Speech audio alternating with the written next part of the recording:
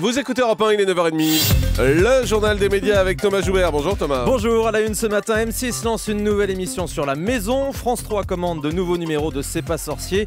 Et qui veut gagner des millions n'a pas dit son dernier mot sur TF1. Et on commence donc avec M6 qui lance ce soir une nouvelle émission autour de la maison. M6 qui s'occupe de nos maisons du sol au plafond. On avait déjà Stéphane Plaza pour les vendre, Valérie Damido pour les décorer. Et voici ce soir Alexandre Kraft pour les rénover. Dans Au secours, ma maison s'écroule à 20h45. Ce professionnel du bâtiment, très sympa, viendra en aide à des propriétaires en détresse. Écoutez.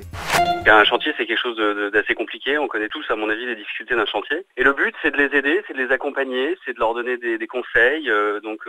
À travers déjà un plan d'action, on va diagnostiquer leur maison et puis après on va s'attaquer de A à Z. C'est-à-dire qu'on fait tout ce qui est fissures, problèmes d'humidité, problèmes de toiture. Le principe, c'est vraiment de leur donner des informations techniques et puis de faire en sorte que ça soit aussi pédagogique et que ça soit positif, quoi. Voilà, c'est ce soir sur M6 et on précise qu'Alexandre Kraft ne fait pas des maisons en papier. Qui veut gagner des millions reviendra qu'est-ce que c'est drôle. en prime time l'année prochaine sur TF1. Morte de rire. Après avoir fait gagner une couronne et une écharpe à une Miss ce week-end, Jean-Pierre Foucault reviendra faire gagner des millions l'an prochain sur TF1. 2 émissions se seront enregistrées fin janvier. Les désormais traditionnelles spéciales pièces jaunes et spéciales Site Action avec des personnalités. Elles seront diffusées d'ici le mois d'avril. Par ailleurs, selon nos informations, Jean-Pierre Foucault devrait prochainement tourner le pilote d'un nouveau jeu pour TF1 adapté d'un format étranger.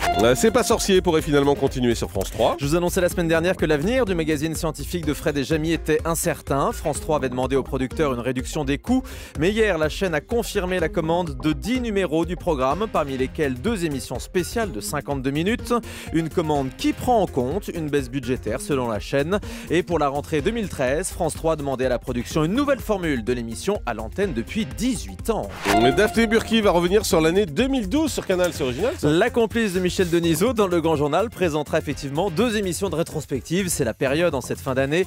Ce sera les samedis 29 décembre et le samedi 5 janvier à 12h45 en clair, donc sur Canal. Daphné Burki reviendra donc à sa façon sur les événements qui ont marqué l'année, les personnalités qui ont fait l'actu, les tendances à adopter ou pas. L'émission élira aussi l'homme et la femme de l'année, le tout dans un esprit très Canal à voir pendant les fêtes. La lettre de François Hollande pour défendre sa compagne, Valérie Trierweiler, fait polémique. François Hollande a écrit au tribunal de grande instance de Paris, on vous en parle depuis hier sur Europe 1, pour soutenir sa compagne actuellement en procès contre les auteurs du livre La Frondeuse. Une lettre écrite à la main sur papier libre, signée de son nom, dans laquelle François Hollande qualifie de pure affabulation un passage du livre dans lequel il est mentionné. L'UMP dénonce donc un fait du prince qui remet en cause la séparation des pouvoirs. Dans le livre, je vous rappelle que les auteurs affirment que Valérie Trierweiler aurait entretenu une liaison par le passé avec Patrick Devedjian, ce dernier qui porte plainte à son tour contre les auteurs de La Frondeuse. On l'apprend ce matin dans Le Parisien. Franz-Olivier Gisbert poursuivi en justice par l'Association des jeunes Chinois de France. En cause, un article du Point intitulé « L'intrigante réussite des Chinois en France » paru en août dernier. L'association des jeunes Chinois a donc décidé de porter plainte pour diffamation contre Fogg, directeur de la publication du Point. Ils estiment que l'article véhiculait des clichés racistes. Et on termine avec le chiffre du jour.